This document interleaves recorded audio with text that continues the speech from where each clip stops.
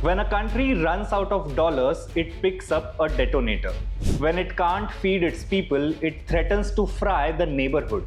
And when it loses global relevance, it starts screaming nuclear war over rivers.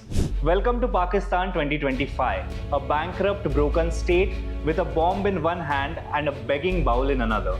A brutal terror attack kills 26 in Pahalgam, most of them tourists. India hits pause on the Indus Waters Treaty, a legal agreement, not an act of war. And what does Pakistan do? The ambassador in Moscow warns of full spectrum retaliation. The defense minister threatens to bomb Indian dams. Their missiles take off while their economy nosedives. This is not geopolitics, this is a circus where the clowns have nukes but no food, no global allies, no economic spine, no credible government. Just an addiction to victimhood and a dangerous fantasy of relevance through retaliation. Hello, my name is Tejas and you're watching Honest Take on Lokmat Times. Before we move ahead, our usual request. Please do subscribe to our channel if you haven't already and press the bell icon to never miss an update. So let's start with the basics. Let's have a headline recap. A horrific terror attack in Pahalgam kills 26, mostly tourists. India retaliates by suspending the 1960 Indus Waters Treaty. Pakistan responds with threats of nuclear war. Its ambassador warns of full spectrum retaliation. Its defense minister vows to bomb Indian infrastructure. And while their missiles test launch, their economy crash lands. Let's get into the heart of this absurdity. So who is Khalid Jamali, Pakistan's ambassador to Russia? A man whose job is to build diplomacy, but who chose instead to issue apocalyptic ultimatums on RT News.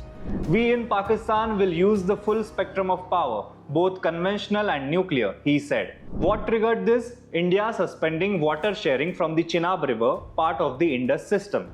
That's right, not tanks on the border, not jets over Islamabad, but dams and diversion. To which Mr. Jamali essentially said, mess with our plumbing and we will nuke you.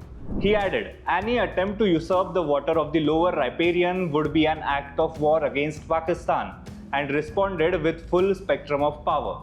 You see, in most countries, this kind of rhetoric gets you fired. In Pakistan, it gets you promoted. Because in Pakistan's military diplomatic complex, nuclear threats are the answer to everything, from economic collapse to electoral failure. Then entered Khwaja Asif, Pakistan's defense minister, who thinks Twitter diplomacy is outdated, so he upgraded to missile metaphors. He told Geo News, if they attempt to build any kind of structure, we will strike it. Mind you, this is over a water sharing treaty signed in 1960, one that survived 1965 war, the 1971 war, the Kargil conflict, and even the Pulwama Balakot escalation. But now, after a terror attack allegedly from Pakistani soil, India takes a hard stand, and Pakistan responds by threatening to bomb a dam. Not silence the terrorists, not crack down on Lashkar or Jaish, but blow up civil infrastructure in a sovereign country. That's not strategy, that's panic dressed as patriotism. Let's be brutally honest, Pakistan is a nuclear-armed state, yes, but it is also a state on economic life support. Inflation at record highs, IMF bailout still in negotiation, fuel and food prices skyrocketing.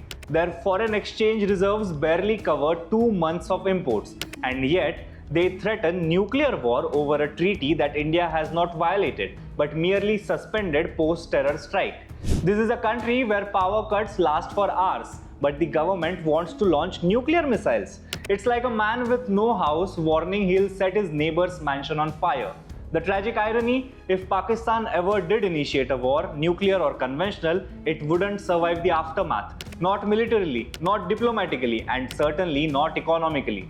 Let's play out the scenarios Pakistan keeps threatening. Conventional war, India's military is superior in every domain, air, land, sea. Our GDP is nearly 10x bigger. Our logistics, surveillance, cyber warfare and satellite systems all more advanced. India could cripple Pakistan's supply lines, neutralize key military installations and still keep its economy running.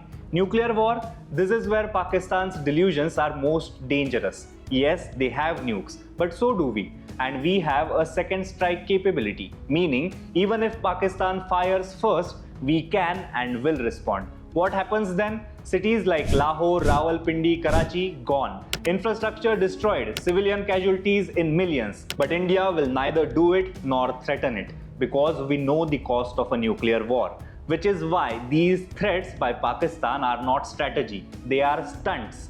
Let's not lose focus. This all began with a terror attack in Pahalgam that killed 26 civilians, tourists, families. India blamed Pakistan-based groups. So what did India do? Instead of bombs, we hit back with policy. Suspended the Indus Waters Treaty, banned Pakistani ships and imports, cut postal exchanges, froze cross-border traffic. Not one missile fired, not one border crossed. And yet Pakistan started the nuclear opera.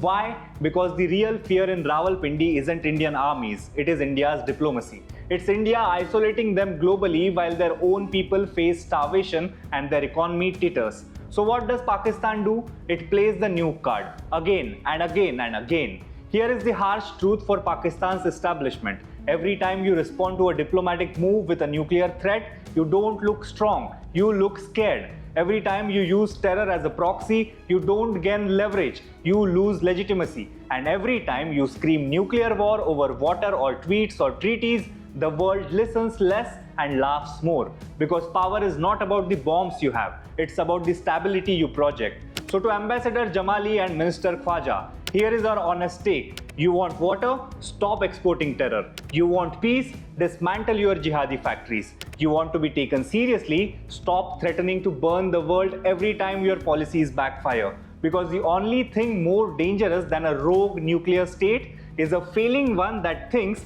its bombs are its only bargaining chip. India has moved beyond. The world has moved on. But Pakistan still stuck between 1965 war stories and 1971 grudges. The question now is simple.